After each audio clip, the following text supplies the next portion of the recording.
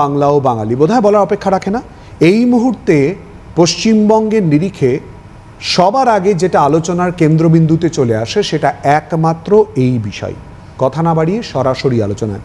সুবোধদা, রাগঢাক না রেখে প্রথম প্রশ্ন, রাজনীতির আবরণের মধ্যে কি চলে আসছে বাংলা ও বাঙালি? সেটা সরিয়ে রেখেও আমি বলবো যে এই মুহূর্তে প্রতিটি বাঙালি, যে বাঙালি বাংলা ভাষার জন্য বেঁচে আছে, যে বাঙালি বাংলা বলতে পারে বলে করে খাচ্ছে, পেট চালাচ্ছে, মাথা চালাচ্ছে, চাঁদে যাচ্ছে, দেশ বিদেশে কাজ করছে, স্বপ্ন দেখছে, যে সমস্ত বাঙালির এখন একটা জায়গায় অন্তত পরিষ্কার হয়ে যাওয়া উচিত। বাংলা কোন অধিকার আছে যে একজন বাংলা বললে তাকে পে লোডারে তুলে আবর্জনা হিসেবে কাঁটাতারের ওপারে ফেলে দিয়ে আসা হবে? এ তো ভাবা যায় না। এ তো একজন একজন করে এই যে আইডেন্টিফাই করা হচ্ছে এবং এমন একটা সময় করা হচ্ছে যে সময়টা বেছে নেওয়া হয়েছে। এটা যদি একটা দীর্ঘদিন ধরে অন্যরকমভাবে আরও অনেক সহানুভূতির সঙ্গে বা অনেক বেশি নির্ভুলভাবে কাজটা করা যেত, তবু লোকের একটা বিশ্বাসযোগ্যতা তৈরি হতো। কিন্তু এটা তো পরিষ্কার বোঝা যাচ্ছে একটা পলিটিক্যাল এজেন্ডা। এই যে আপনি যে কথাটা বললেন এটা রাজনীতির বাইরে কিনা, রাজনীতির বাইরে থাকারই বিষয় ছিল এটা, কিন্তু এটাকে রাজনীতির ভিতরে টেনে আনা হয়েছে। এবং বাংলা ভাষা সেই সময় যখন বাংলা ভাষা ধ্রুপদী ভাষা হিসেবে স্বীকৃত হতোই এবং হওয়ার ছিলই, আটকে রাখা যেত না।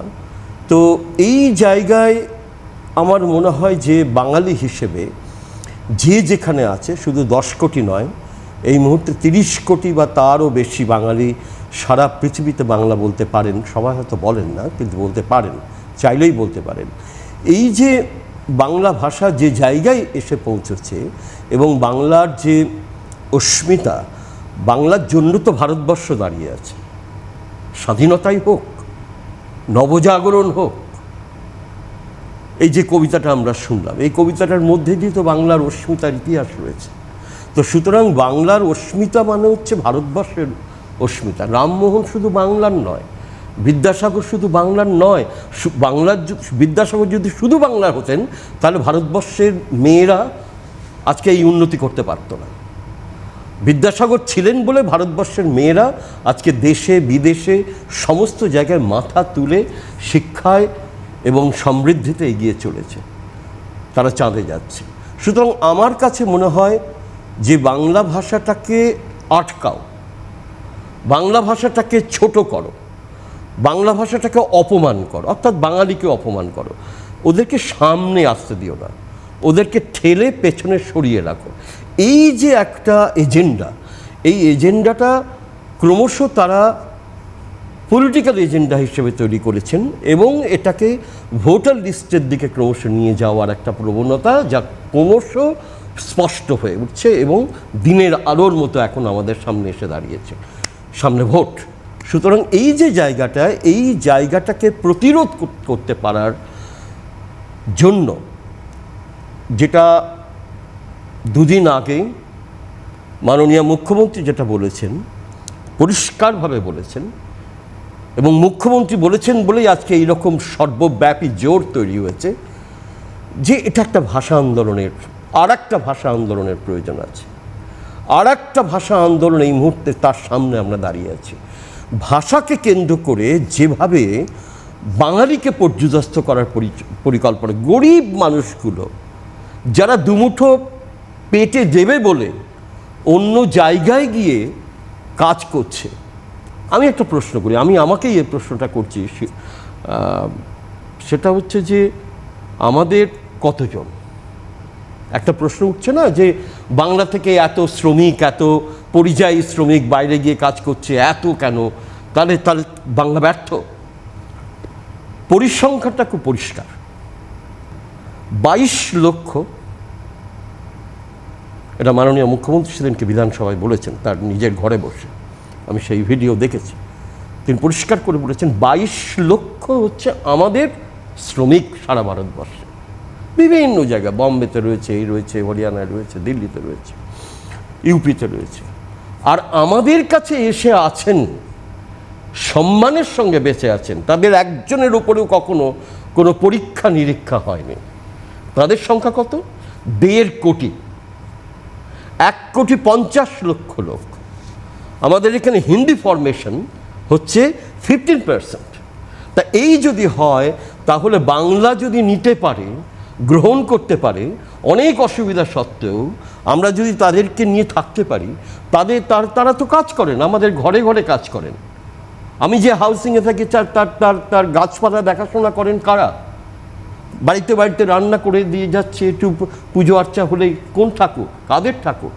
তাছাড়া আমি একটা ছোটো পাড়ার কথা বলছি, বড় পাড়ার কথা ভাবুন, কত লোক কত রকম কাজ করতে। এই পুজোর সময়, আমাদের এই পুজো আসছে, এই পুজোর সময় গুজরাট থেকে, মহারাষ্ট্র থেকে, কত দূর দূরান্ত থেকে কত শ্রমিক 3 মাস 6 মাসের জন্য এসে আছে। তা সত্ত্বেও একজনের ওপরে হয়েছে, তা সত্ত্বেও একজনকেও পে লোডারে তুলতে হয়েছে, আর ওরা পে লোডারে তুলে বলছে কাঁটাতারের উপরে ফেলে দেওয়া। এক্স্যাক্টলি ঠিক এখানেই প্রশ্নটা হয়তো উঠে আসছে।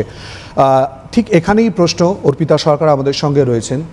কোথাও মনে হচ্ছে না যে যন্ত্রণার জায়গা তৈরি হচ্ছে, বা বাঙালি নিজেকে আবার নতুন করে তাকে প্রমাণ করতে হচ্ছে যে আমি বাঙালি, বাংলায় বসে?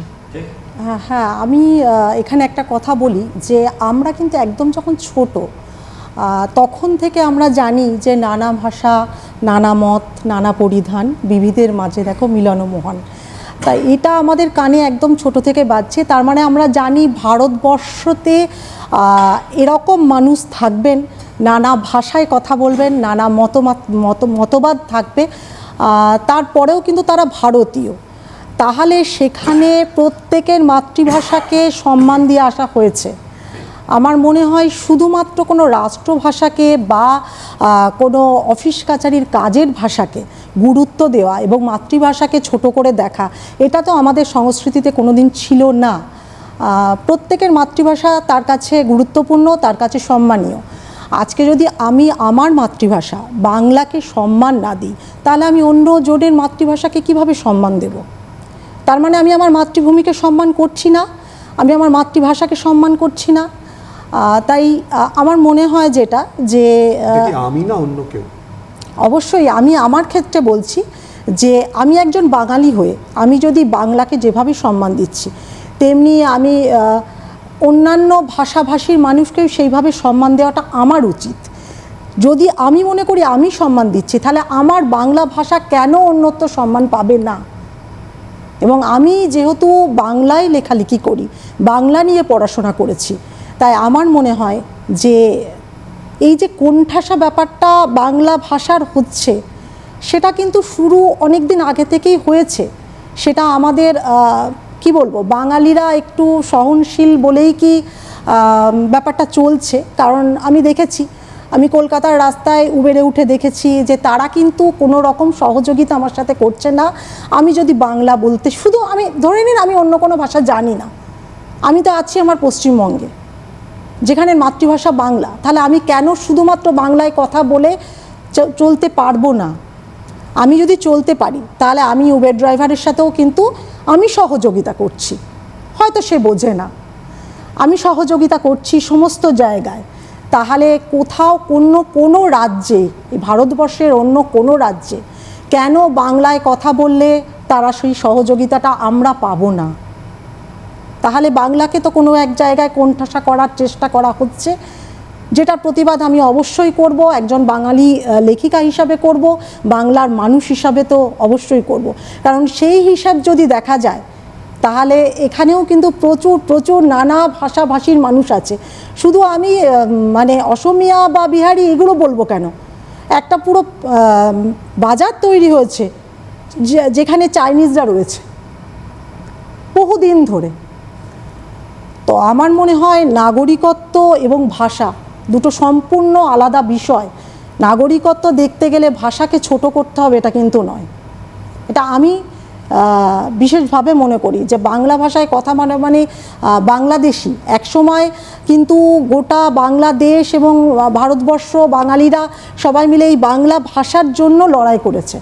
আবার এত বছর পরে এসে সেই বাংলা ভাষার জন্য আমাদের লড়াই করতে হবে, এটা তো পিছিয়ে যাচ্ছি। খুব গুরুত্বপূর্ণ প্রশ্ন বারবার করে উঠে আসছে এই জায়গায়, তারই উত্তর খোঁজার চেষ্টা করছি। ওই জন্য আমরা একেবারে শিক্ষা, সংস্কৃতি, কবি, লেখক, লেখিকা তাদের সঙ্গেই মূল আলোচনাটা আজকে অন্ততপক্ষে কেন্দ্রীভূত করেছি। অবশ্যই করে এই নিয়ে আলোচনা করব। একটা বিরতির পর আবারও আপনার কথায় ফেরত আসবো। এবং সুবোধদা একটু আগে যে কথা বলছিলেন, অর্থাৎ বাঙালি সাহিত্যের কথা, বাঙালি শিক্ষার কথা, এবং তারই সঙ্গে অর্পিতা সরকার যেটা যোগ করলেন, বাঙালিকে আবার প্রমাণ করতে হবে কেন। বিরতি থেকে ফেরত আসার সময় সেই প্রতিবেদন আপনাদের সামনে তুলে ধরবো, যা নিয়ে এসেছি আপনাদের কাছে বাংলা ও বাঙালির ইতিহাসের। সঙ্গে থাকুন।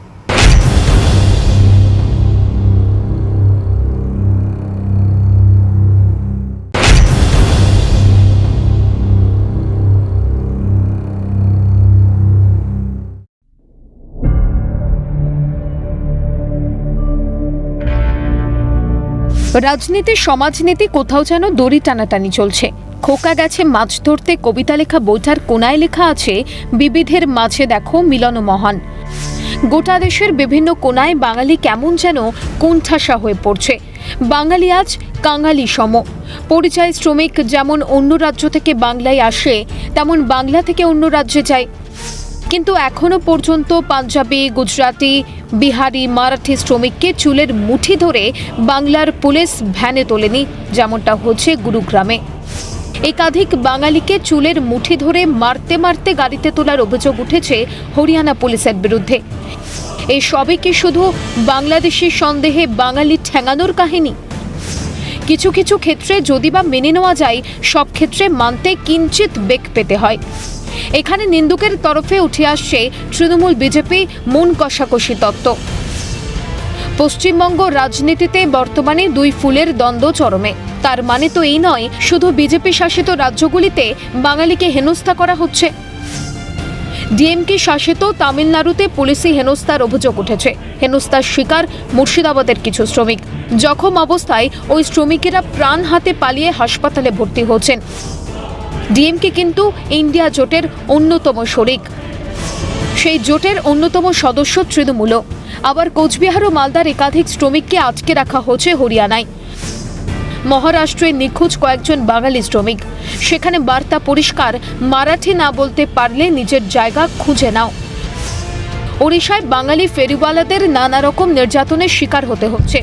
সেখানে তো বাংলাদেশি তত্ত্ব চলার কোনো উপায় নেই। ওড়িশার ঝাড়সুগুড়া জেলায় বাংলাদেশি সন্দেহে আটক দেবাশিস দাসের বৈধ passport, Aadhaar card, PAN card, voter card, জন্মের শংসাপত্র সব ছিল। তা সত্ত্বেও হেনস্থা হতে হচ্ছিল।